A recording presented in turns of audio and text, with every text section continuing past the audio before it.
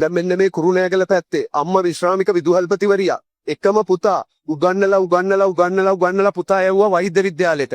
ඒ අම්මට මොන තරම් සතුටුවක්ද? එකම පුතා දැන් වෛද්‍ය විද්‍යාලේ ඉගෙන ගන්නවා ડોක්ටර් කෙනෙක් වෙන්න.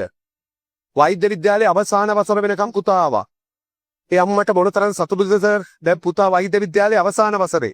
දැන් ගෙදර නිමාඩුවට ආවම අම්මට බේත් ටික ලියලා දෙන්නේ පුතා. වෛද්‍ය විද්‍යාලේ අවසාන වසරේ. පුතා මොකද කළේ? මරු වැඩක් කළා. ගෙදරින් විවාහ වෙන්න යෝජනා දින්න ඉන්න කෙල්ල. ඒ කෙල්ලත් මේ විශ්වවිද්‍යාලේ ශිෂ්‍යාවක්. ගෙවල් දෙකම කැමති. වෙඩින් එක ගන්න සියල්ල ලැහැත්ති. ඔය ඉන්නත් හදිස්සිය බදින්දිද ගෑනු ළමයා අසනීප වෙලා පේරාදෙණිය ස්පිරිතාලේ ගියා. මොකක් හරි අසනීපයක් වෙලා බඳින්න ඉන්න ගෑනු ළමයා පේරාදෙණිය ස්පිරිතාලේ නැවැත්තුවා. පේරාදෙණිය ස්පිරිතාලේ ප්‍රේමවන්තිය නවත්තපු වෙලාවේ මේ ප්‍රේමවන්තයා අවසාන වතරේ වෛද්‍ය ශිෂ්‍යයා පේරාදෙණිය ස්පිරිතාලේට ගිහිල්ලා කිරි පැකට් එකකට වහදාලා දීලා ප්‍රේමවන්තියට පොවලා ප්‍රේමවන්තිය මරලා මිනිහා ගිහිල්ලා කුරුණෑගල වැවරම්මට සයනයිඩ් ගහගෙන මැරුණා සර්. ප්‍රේමවන්තිය වශ ශරීරගත කළා මරලා ප්‍රේමවන්තයා කය දෙකක් ඇතුළත සයනයිඩ්ස් ගහගෙන මැරුණා. දෙන්නම මැරුණා. මේ තරම් දරුණු අපරාධයක් කරන්න හේතුවක් ඕනේ.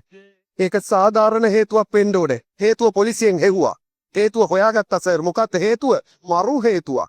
ප්‍රේමවන්තිය ඊට ඉස්සෙල්ලා දවසේ හවස හෑන්ඩ් ෆෝන් එක ඕප් කරලා හිටියා.